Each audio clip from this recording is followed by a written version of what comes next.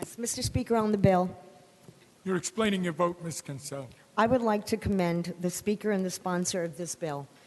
This bill will help a lot of my constituents who are still under the shadows of continuing their education. So I urge my colleagues today to vote on this bill, yes, and that is why I am voting on the affirmative. Thank you. Ms. Cancel in the affirmative. Mr. Murray to explain his vote. Thank you, Mr. Speaker. To explain my vote, I want to commend the sponsor. I know that this is not an easy issue to discuss and go back and forth. I understand that there is passions. It's very passionate on both sides, and I admire his tenacity. But I do have problems with the bill. And you know, earlier during the debate, a colleague brought up Mr. Vargas, and brought up that Mr. Vargas came here with his parents illegally and became quite successful, went to school, went to law school, became quite successful, but it popped into my mind, why here? Why did he come to the United States? Why not Canada? Why not France? Why not Turkey? Why not Iran? Why the United States? Well, because we are the most generous people. Because we offer incentives. Let's be honest, and that's what this is. You know, we continue to turn a blind eye to those that are breaking our immigration laws, and then we expect there to be comprehensive immigration reform. We're never going to get that as long as we offer incentives. And that's my concern, is we are offering those incentives. I understand it's difficult. I don't fault the children that are caught in between, but they were brought here for a purpose. The reason was they wanted a better life, and we're offering that. But we continue to offer incentives to break the law. We have to stop. We will never get comprehensive immigration reform if we continue to offer the incentives. The other problem is this. We have kids graduating with debt. Legal, illegal, it doesn't matter. These kids are graduating with overwhelming debt from college. We need to help them. We can help them by increasing the threshold for TAP. This bill comes to the floor year after year after year, but as my colleague mentioned earlier, what hasn't come to the floor is the bill that would increase the threshold to TAP, which would help thousands of kids not graduate with so much debt. Just increasing it from 80,000 to 100,000 could help so many, and yet that bill doesn't hit the floor. It should. For that reason, Mr. Speaker, I'll be voting in the negative. Mr. Murray in the negative. Ms. Lifton to explain her vote. Yes, to explain my vote, Mr. Speaker. I'm of Irish heritage. I always knew, I learned from early days that my Irish ancestors came over in the 1820s. They fled the famine in Ireland. But I didn't really know much about the details of that until my social studies teacher uncle did the family genealogy and wrote up a narrative about that I ended up finally reading not too long ago. And it turns out that my great-grandparents, the great-great-grandparents, one of the Murphys, came over and came in from Canada, it turned out, came in from Canada to the United States. And I asked my uncle about that, and he said, well, they got to Ellis Island, no doubt, and their quota was met. No more Irish from no more Irish today, no more Irish this year, go back home. And of course, many people experience that. I wonder how many people know the real story about their family and their ancestors. But instead of going back across the Atlantic Ocean, my great-great-grandparents went to Canada and came into the United States through Canada. You know, when people emigrate, they are leaving usually very extreme conditions. Not everyone, but most people leaving extreme poverty, leaving famine, escaping war. And our wonderful heritage of this country is that we welcome people in. Truth is, we haven't always been welcoming, of course, but we eventually get there, and I hope we get there with the many people that have been emigrating because of the very difficult conditions in other parts of the world, conditions that the major countries of the world have helped create: famine, war, and I certainly hope that we all agree that we should be taking care of the children of the people that have come to our shores. So I thank the sponsor very much for this important bill. I thank the Speaker and his staff, and I vote in the affirmative on this piece Ms. of legislation. Lipton in the affirmative. Mr. Barron to explain his vote. Thank you, Mr. Speaker. I just wanted to correct some historical errors. No, the indigenous people did not come from Europe. They came from Central Asia, and many came from Africa. And the wealth of this nation, all of you know, was built on the back of slavery, enslaved Africans who were forced here. And no, it wasn't Adam Smith who was a genius about capitalism. It was the stealing of this land from the indigenous people. And those are basic things. The only persons that don't understand this are those who believe that Sarah Palin saw Russia from her window. Because other than that, these are some of the facts, the historical facts. But I think it's incredible when now we're so legal and now we're so into laws so much, when the very basic foundation of this nation was built on illegal stuff. And most of you here are immigrants. And my colleague is correct. 25 million came, and the Statue of Liberty said, give me your huddled masses, and opened their arms to them. Were there discrimination against them by the English? Of course there was. But their skin pigmentation allowed them to start at the bottom and work their way up. And some of us who were here already stayed at the bottom while European immigrants worked their way up to the top. So this is incredible. And to my colleague who said that $500 million was given to this state by undocumented people, human beings, give it back. Give it back. If you don't want to give anything to the people that gave to you, then give it back. You can't have it both ways. So I commend you for the bill. It's really incredible that on this kind of issue is this kind of passionate opposition to debate, and I vote in affirmative. Mr. Barron, in the affirmative. Ms. Hyman. Thank you, Mr. Speaker. I rise to explain my vote. I was an undocumented student. I attended public school, elementary school, middle school, and high school. And my parents came here for a better life, not because they were under any kind of persecution, but they wanted to be closer to their family. So my dad, who's a carpenter, my mother, who's a nurse, came here and bought a house and paid taxes and put my brother and I through school. And I was able to go to SUNY Newport, and they paid. They took out a second mortgage. They paid. And I was able to get a master's degree, and they helped me pay for that, too. So as an undocumented student, I was fortunate that this country allowed me to be here and be a productive part of society. I didn't know I was going to become an assemblywoman, but I'm glad I did. So to those students out there now, the possibilities are theirs for the taking. And I commend the sponsor on this bill because I think it's important to make sure that we educate the people of this state of New York so that they stay here and that they become productive citizens of this great state. So on that, Mr. Speaker, I vote in the affirmative. Ms. Hyman, in the affirmative. Ms. Plachette. Thank you, Mr. Speaker, for allowing me to explain my vote. I first want to commend the speaker. I want to commend the sponsor of the bill for reintroducing the DREAM Act. It certainly is important.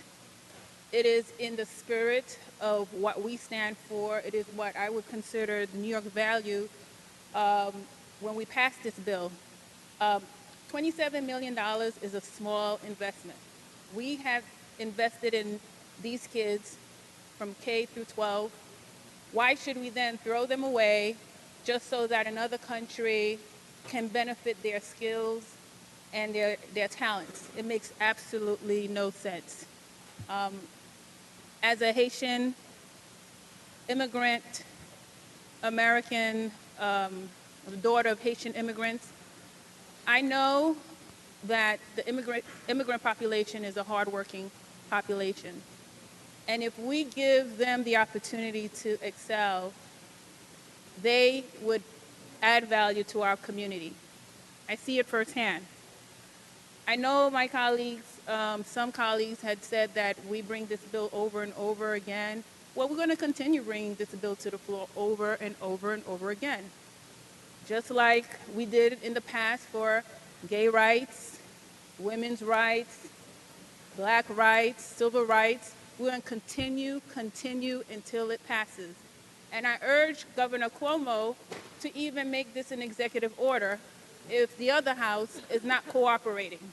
So I just want to say, Mr. Speaker, that I am in favor of this bill, and I vote in the affirmative. Ms. Bashat in the affirmative. Mr. Ramos to explain his vote. Thank you, Mr. Speaker. I too commend the sponsor of this bill. This is something that, as I said before, is the American way. It's something that's going to open a lot of doors, but it's also an investment in American citizens. How many things can we, as the legislature, pass, invest in, that will give us so many years of return? We hear about how much this is going to cost us. It's not going to cost us anything. Because if you raise the earning power of a young person and they live to be 70 years old, we're going to be getting returns in extra earning power and extra revenues of taxes that they pay for 70 years. How many things can we invest in that would give us that kind of return to society? It makes sense all around. It's actually embarrassing when I speak to people from other countries and we talk about the debate going on in the United States here around immigration, around issues such as this.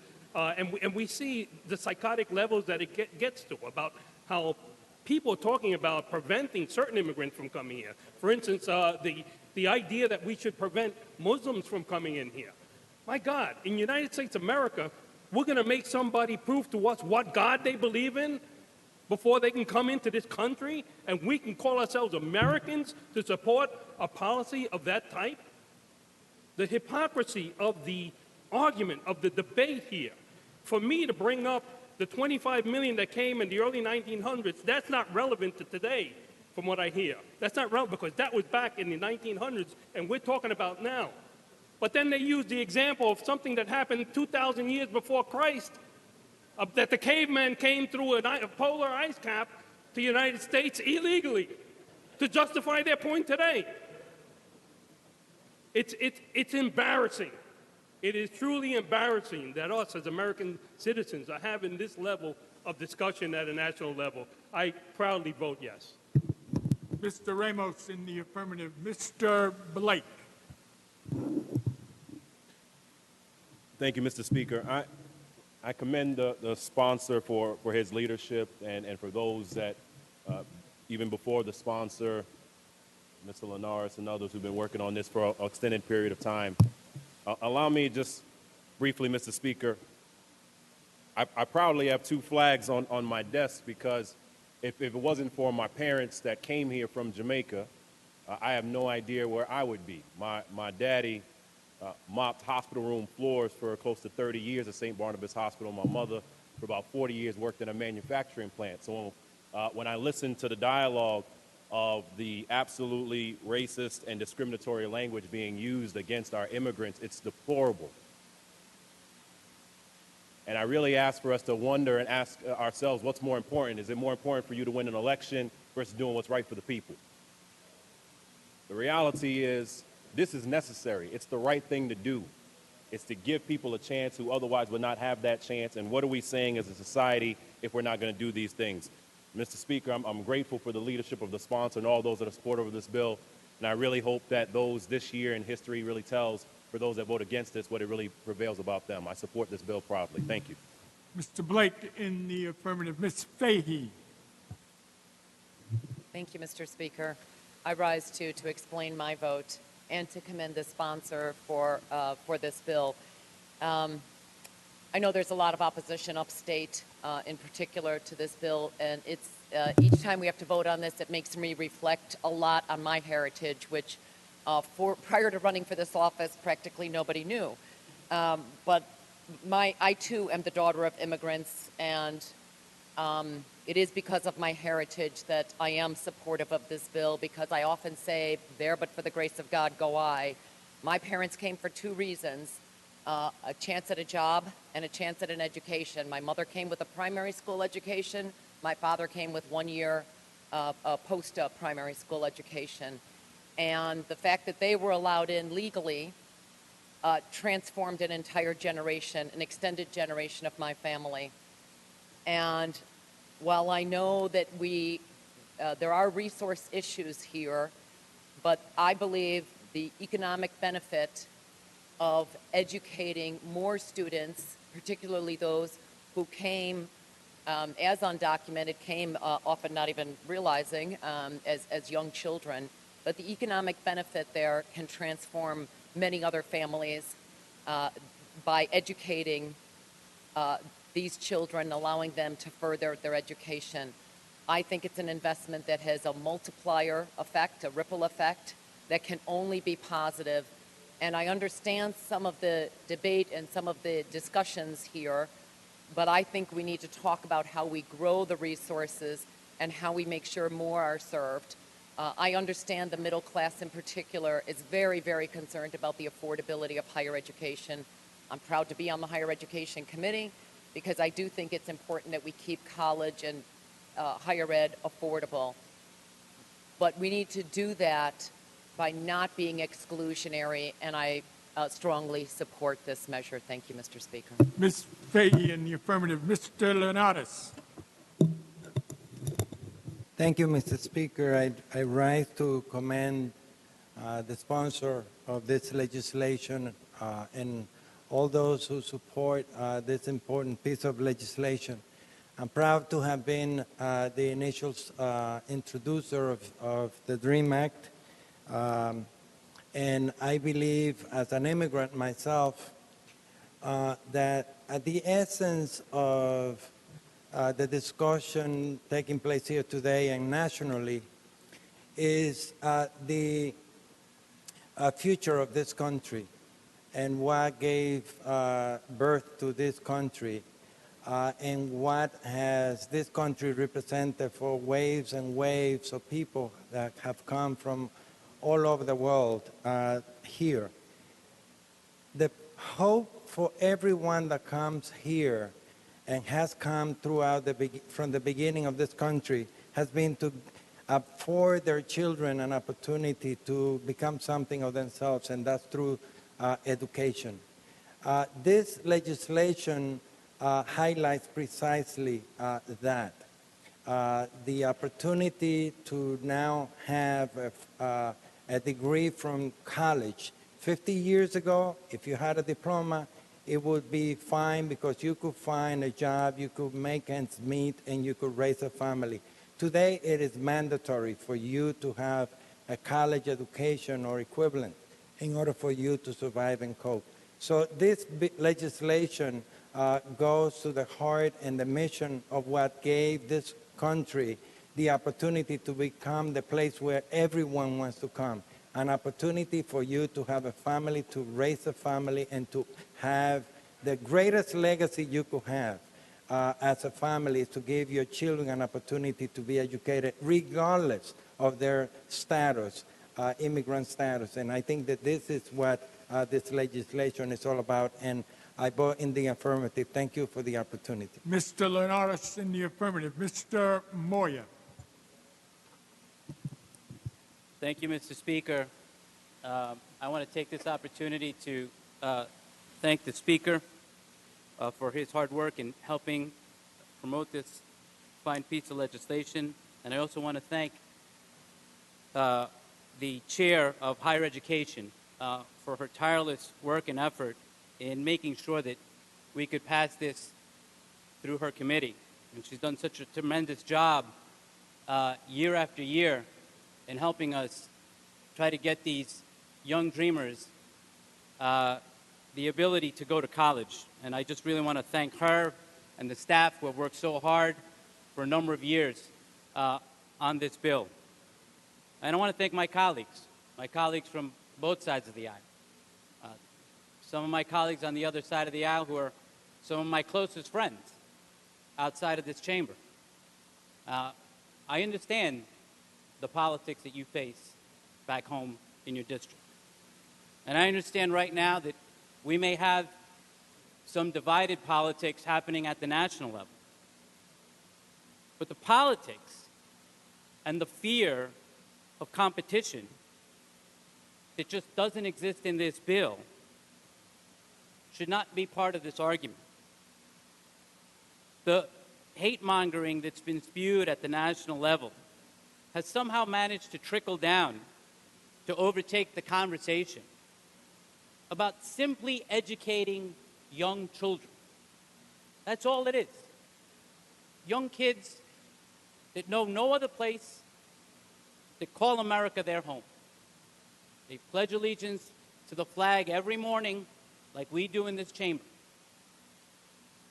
I'm a son of immigrant parents. My father, who immigrated from Ecuador, had a desire to become an architect.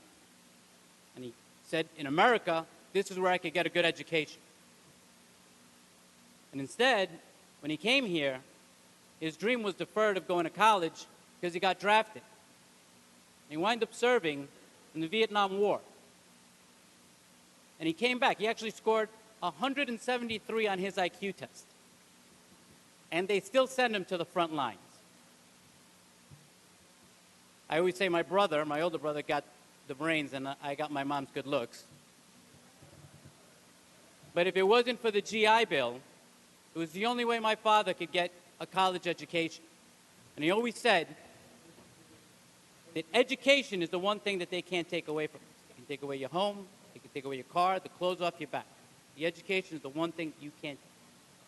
And today, all we're simply doing is providing an opportunity for these young kids to go to college. And do I believe our financial aid needs to increase for all New Yorkers? Yes. Do I believe we need federal immigration reform? Yes.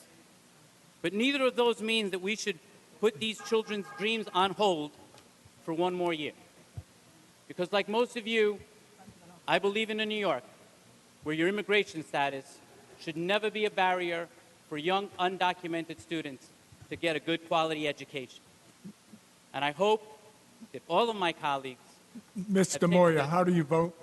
and vote. I will be voting in the affirmative, and I encourage all my colleagues to do the same. Thank you, Mr. sir. Speaker. Mr. Lopez. Thank you, Mr. Speaker. My father came to this country in the late 50s, not speaking the language, worked his way up as a busboy with an 8th grade education to support a family in Puerto Rico. He came for opportunity. He came because he believes in the ideals of this country. We all do. This is a compassionate bill. The challenge is we need to find a way to wrestle with a challenge that has plagued us for generations. Teddy Roosevelt spoke about this during his time. And his point was, do not perpetuate a subordinate class or working class who provide economic benefit but are not citizens. Help us find a way to allow their children to play with our children freely as equals. That's the premise here that I struggle with. That's the premise that we struggle with, those who are in opposition to the bill. It's not a lack of compassion. It's a premise of affirming that pledge that those children may give. It's a premise of ensuring that our citizens receive the benefits that they should receive as members of our society. We should be welcoming, embracing them, and finding a path forward for them as citizens. That's the essence of this bill. And so on that note, I cannot support it in its current form. I withdraw my request and vote in the negative. Mr. Lopez in the negative.